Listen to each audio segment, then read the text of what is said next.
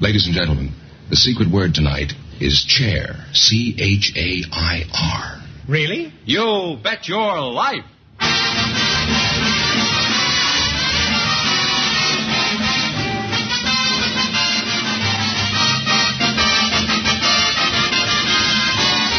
The more than 3,000 DeSoto Plymouth dealers of America present Groucho Marx in You'll Bet Your Life, the comedy quiz series produced and transcribed from Hollywood. And here he is, the one, the only... Groucho! That's me, Groucho Marx.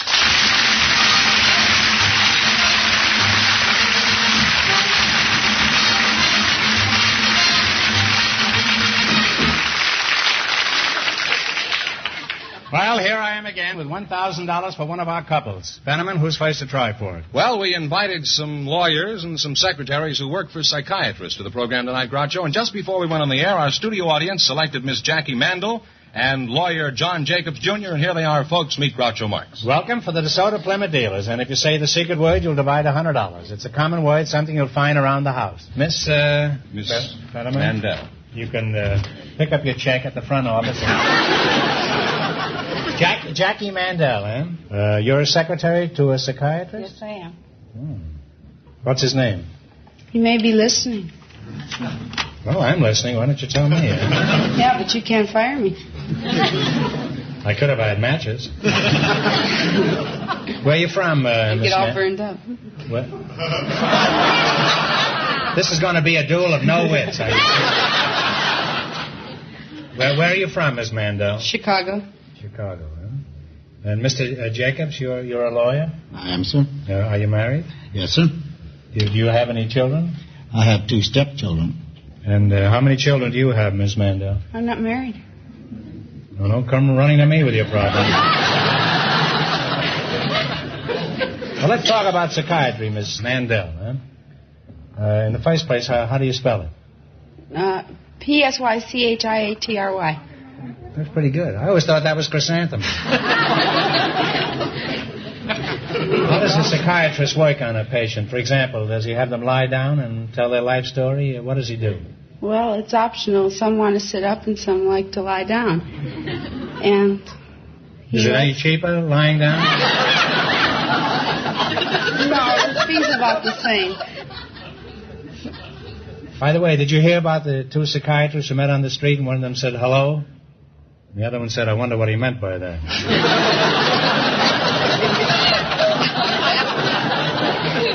Mr. Jacobs, what kind of a lawyer are you? Well, I hope I'm a good lawyer. Do you know the penalty for perjury? Suppose in a criminal case your client is obviously guilty. What do you do, Mr. Jacobs? Well, if he's obviously guilty, I will defend him to the best of my ability in a legal manner. Sure enough? Some lawyer that's strapping the buckle on the electric chair and he's tickled pink because he got an illegal conviction. Now, do you take any case that comes along or just the guilty one? I take any case that I think that I may be able to help anyone, but I have the right to turn down if I desire. Let's say I've been arrested for stealing. Would you take my case? What kind of a case? Well, I didn't steal anything. Stealing what? Well, I happened to be walking down an alley and 4 chickens flew into my gunny sack. Now, how are you going to keep me out of jail? Well, I have various means to sort of prolong the thing. I could probably... You mean the sentence? Get a habeas corpus and probably get you out on bond, and then writ of mandamus possibly might work, or writ of prohibition. I see. Well, there's a fine legal point involved here. While these chickens were in my possession, 2 of them laid eggs. Now, who do the eggs belong to? Me, the chickens, or the guy who was shooting at them?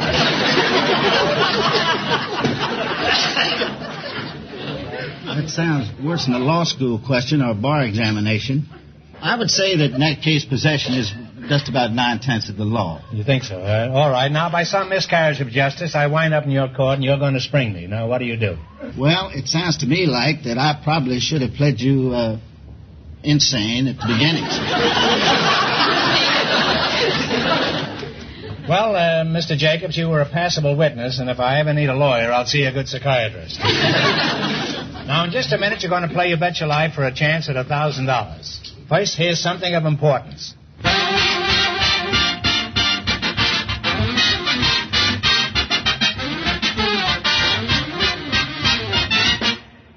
It's not too late to wish a Happy New Year to all you car owners, and to add a word of advice. For a year of trouble-free motoring, have your car checked regularly, and by a DeSoto Plymouth dealer. If you're not one of the thousands who already know how expert DeSoto Plymouth service is, resolve to find out this week. And while you're there, make sure to ask your DeSoto Plymouth dealer about the 2 great cars he handles. The DeSoto is truly a magnificent car. It's a big car, yet it has sleek, graceful lines. A solidly built car that handles with complete ease. From its feather-light steering to its responsive brakes, from its waterproof ignition to its chair-high seats, DeSoto is a car built for extra convenience, extra comfort. And, of course, it's a DeSoto that lets you drive without shifting. And as for value, you'll be amazed how far your dollars go today when you buy a brand new DeSoto. Remember, too, all dealers who sell DeSoto also sell Plymouth, the American beauty. So drive in where you see those 2 great names linked together. DeSoto, Plymouth.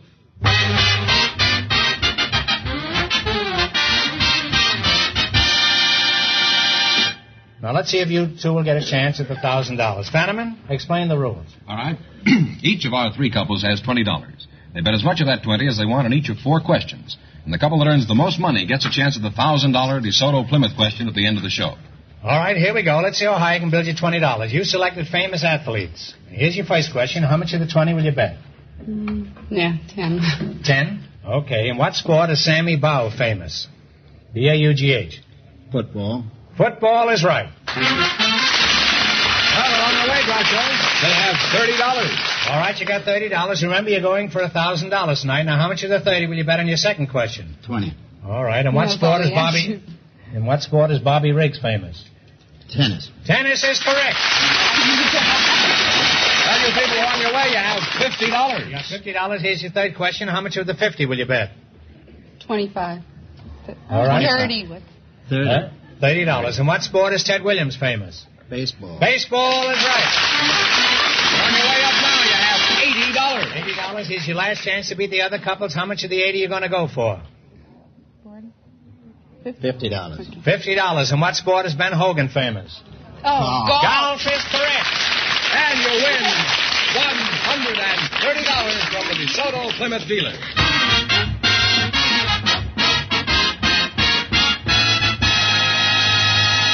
Groucho, the secret word is still chair. We invited some rocket experts and some railroad engineers to the program tonight, and just before we went on the air, our studio audience selected engineer John Morrison and rocket expert Albert Dewell. And here they are. Folks, come on in and meet Groucho Marx. Welcome, gentlemen, to You Bet Your Life. Oh.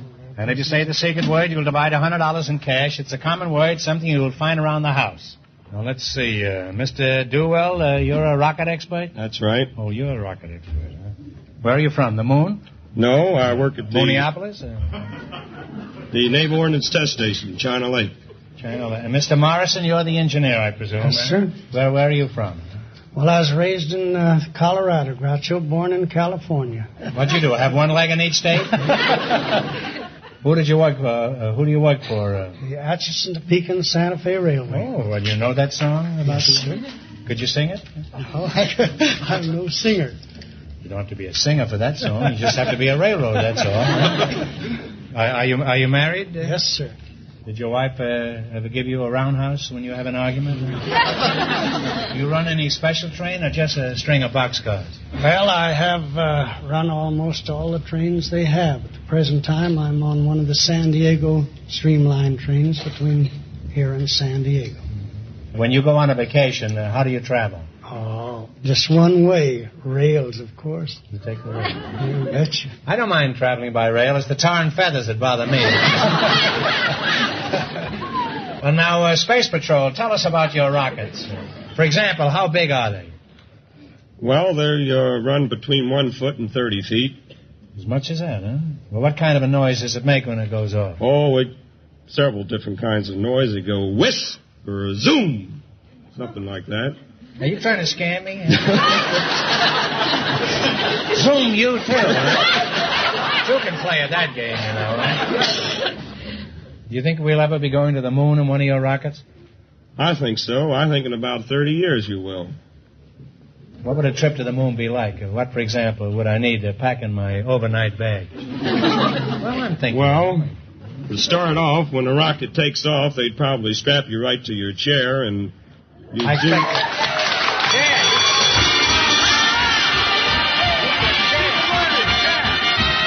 You said the secret word chair, and you and the engineer over here split $100 between you, huh? No. I expect to be strapped to my chair, but not on the moon, huh? Well, when the rocket takes off, you'd be strapped to the chair, and I'm strapped anyhow. On the way up, you'd probably pass meteorites and flying stars, and when you get there, you'd probably have to take your own food and water. And what kind of food? Food that you eat today. How do you know what I ate today? And suppose I didn't eat today. What kind of food would I take to the moon? What you ate yesterday, I guess. Well, you take regular... What about tomorrow's food? Would you be interested in that, huh? I'm going to have lamb stew tomorrow night for dinner. How would that be on the moon? I imagine it would be pretty good if you take it up. Okay, well, I'm all set now. You'd probably have to have weights in your pocket, because if you didn't, you'd take a step, you'd probably go up 30 or 40 feet. That's I'm in great shape. You're walking around the moon with lead in my pants and a lamb stew, huh? That's the most curious equipment for a solar trip I ever heard of. Well, that's theoretically speaking. Oh, this is just all theoretical stuff, right. huh? Maybe I won't even need the lamb stew, huh? Could be. I couldn't take the Santa Fe from San Diego, huh? Okay, I'll go. But I'm only buying a one-way ticket. I'm not going to throw my money away, huh? How fast do your rockets go? Oh, they go as fast as 2,000 miles an hour. Really? They go that fast? Yes, sir, they do. Wouldn't do the lamb stew much good, I think. Now, Streamliner, how would you like to drive a train that made it to Chicago in an hour? Well, under the conditions we got here, it'd be quite a thrill. 2,000 miles an hour. You'd lean out of the cab to kiss your wife goodbye in Los Angeles and wind up kissing a red cap in Kansas City. Well, we've come a long way from Noah's Ark to rockets, and I never thought I'd live to see both of them. All right, now you're going to play You Bet Your Life. You beat our other two couples, and you'll get a chance at the $1,000 DeSoto Plymouth question. I can't tell you how much our first couple won, but Fenneman's offstage to remind our listeners. The lawyer and the secretary won $130. Here we go. Let's see how high I can build you $20. You selected Islands of the World. Is that right? That's right. Now, here's your first question. How much of the 20 are you going to risk? 15. What is the name of the island off the toe of Italy? Sicily. Sicily is correct. On your way, you have $35. All right, remember you're going for $1,000 tonight. Now, how much of the 35 are you going to bet? 31. 31. Yes. Do you approve of that, Johnny? Oh, you betcha. You betcha. Johnny is an amiable cuss, isn't he? I bet he'd let you ride free on his railroad. If I could. Try it sometime, and you get kicked off in Glendale, huh? All right, what's the name of the island prison located in San Francisco Bay? Alcatraz. Alcatraz is right. Now you have $66. Johnny Morrison, how did you know that so quickly? I've been by there lots of times. Is that your alma mater? All right, here's your third question. How much of the 60 are you going to bet? 66. 66? Yes. Oh, $60. $60. What is the largest island in the world? You can talk it over, you know. And if you're not sure, take a guess. Cuba? Australia. Madagascar. No. Oh, I'm sorry. It's Greenland. Greenland. You now have $6. Roll for the 6. Let's go for the You 6. just got enough left for the lamb stew to the moon. All right, here's your last chance to beat the other couples. You're going to bet the $6. What is the name of the string of islands extending from Alaska? Aleutian. The Aleutian Islands is right. And you wind up with $12 from the DeSoto Plymouth Dealers of America. What is that, Johnny?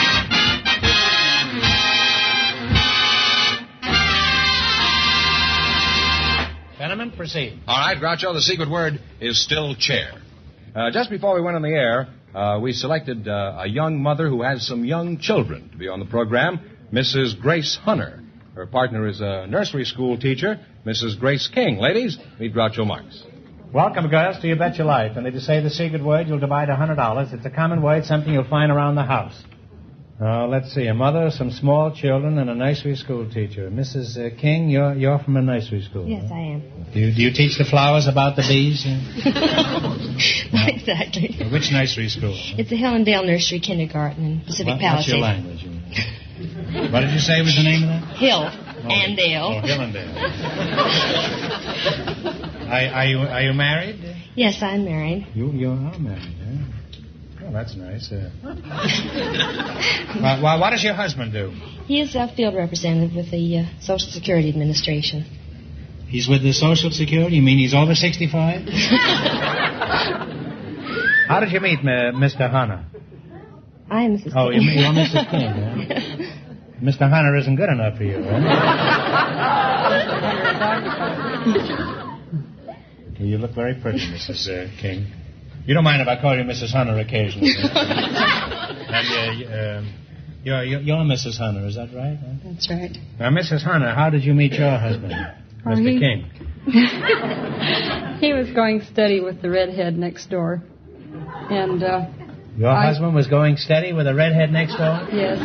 So? And I used to go to dancing school, and then I'd come home and teach my 4 brothers and my sister how to dance, and he used to come over to learn, too, because he didn't know how to dance. And what happened to the redhead? Well, I moved away from that neighborhood. I moved 2 blocks over, and I don't know what happened to her because he started coming over to my house. Well, did he ever tell you about the redhead? He didn't have to. I lived next door.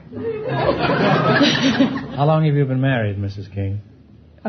Mrs. Hunter has been married 13 years. You've been married 13 years, and how many children do you have? I have 6. You have 6 children, huh? Yes. That redhead just got out in time.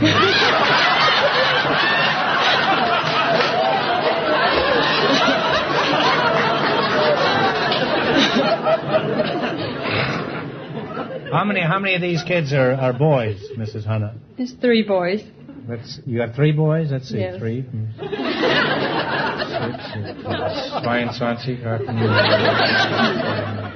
Well, you must have 3 girls, huh? That's right. I don't want you to think I wasted my early years shooting pool. Well, let's change the subject, and if I know the subject, it probably needs changing. How many children do you have in your nursery, Mrs. King? 27. And how old are your children? From 2 to 5. They run from 2 to 5? Run from 2 to 5. They must be pretty tired by 5 o'clock, huh?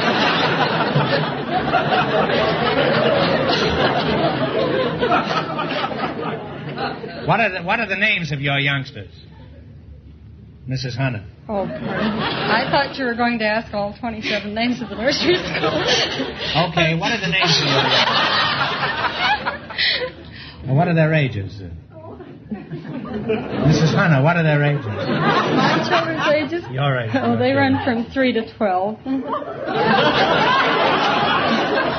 mean that your kids can run longer than her kids? Why is that? Do they get lamb stew at your house? You think your children would be interested in a trip to the moon? Well, when it starts. What are their ages, Mrs. Hunter? They run from... Specifically, huh? Oh, well, I have one that was just 12, and I have one that will be 12 in 3 months, and I have one that's 9. You have one that's 12 in 3 months? I have one that just was 12, and in 3 months I'll have another one that will be 12. That isn't even born yet, huh?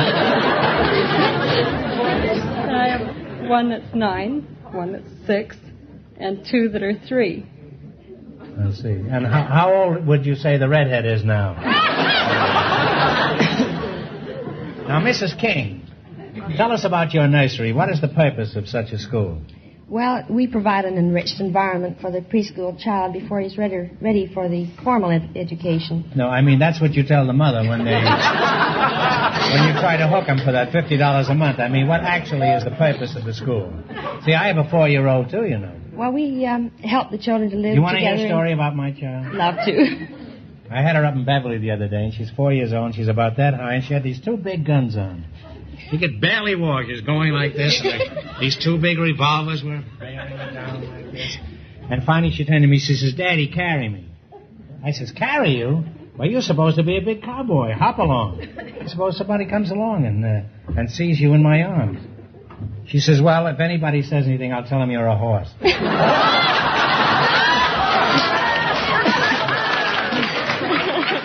Groucho? What's that? Everybody off stage, and I'm sure some people out here in the audience, have been wondering how these 2 children of Mrs. Hunter's can be so close to 12. I mean, one is 12, and then another one is going to be 12 in 3 months. How is this done? Okay, well, Mrs. Hunter. One of the boys... How come that one of your children are 12 and one is 12 in 3 months? Well, I had 5 children, and the one boy that's the oldest was lonesome because the rest were girls and then the twin babies. So we adopted a boy to go with him. Keep you company.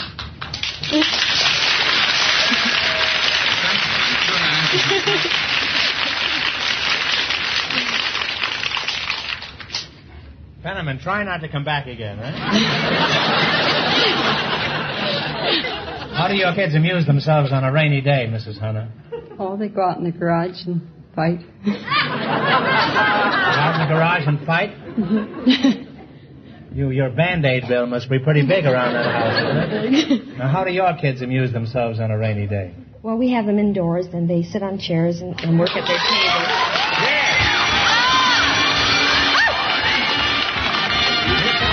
You and Mrs. Hunter are going to split $100 between you, huh? $50 apiece there. Now, what are some of the games you play with your children, Mrs. Hunter? Oh, I play hide and seek and red light, green light. Red light, green light? How do you play that? Well, you all get in a line and you tell them they can go, and then they have to stop real quick on the line. Didn't you ever play it? We play London Bridge is falling down. Well, let's play one of your games. Are you willing? Why, sure. What would you like to play?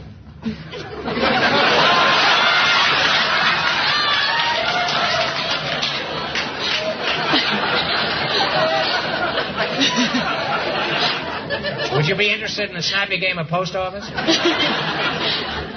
How about London Bridge? I haven't played that for over a year. Great idea. Make the bridge like this. Well, I'm starting. Do I go in here? Bridge is falling down. Well, what do I do? Falling down. The bridge is falling down.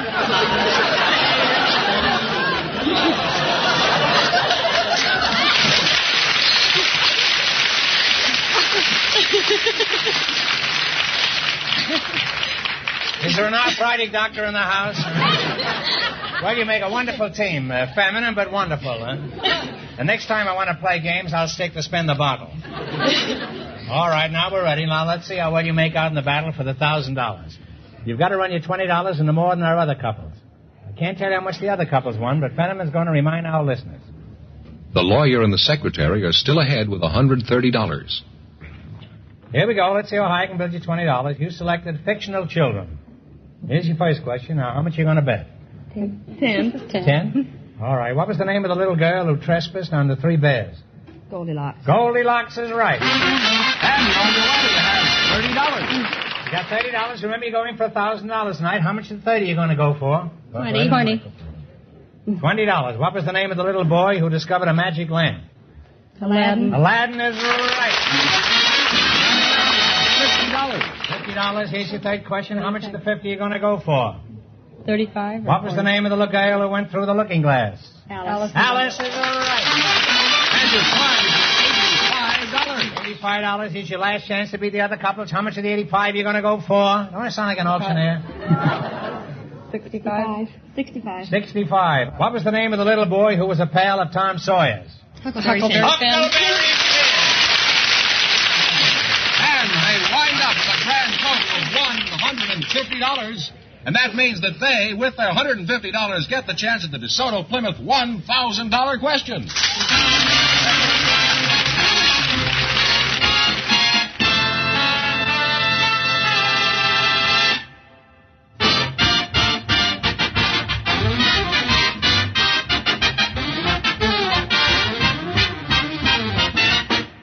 Earlier, I mentioned the wisdom of having your car checked regularly at a DeSoto Plymouth dealer's.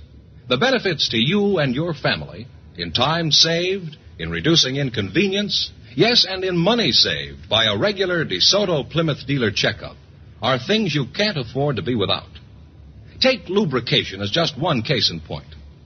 DeSoto Plymouth dealers keep accurate files on when your car is ready for its next lubrication job.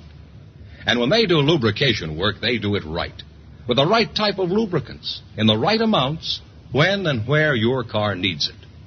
Proper lubricating is just one of the many important jobs DeSoto Plymouth Service is equipped to do right. Take advantage of the better service that's available to you wherever you see the sign of a DeSoto Plymouth dealer.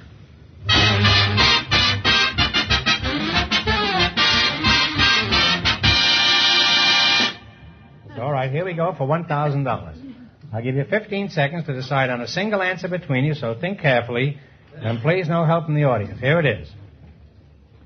The political pot already is seething for the presidential elections in '52. For $1,000, who was the candidate of the Dixiecrats in the 1948 election?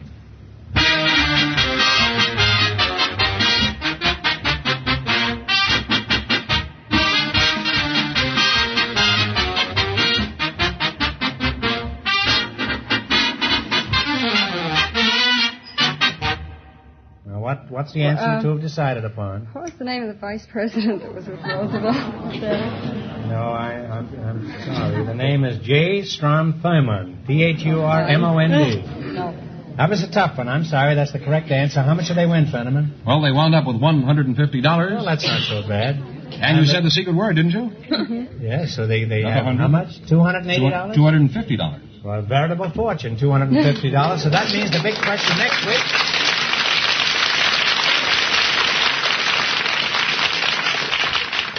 The big question next week will be worth $1,500. Well, you lost the big money, but you won $250. Congratulations and thanks to both of you. And to all of our contestants on the show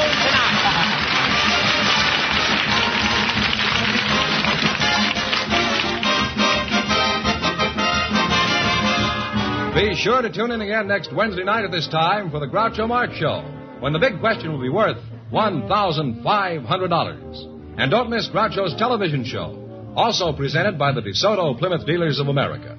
And remember, all dealers who sell DeSoto also sell Plymouth. Two great cars, both products of the Chrysler Corporation. And when you drive in, tell them Groucho sent you. Good night, folks, and remember, just be sure to see your DeSoto Plymouth dealer.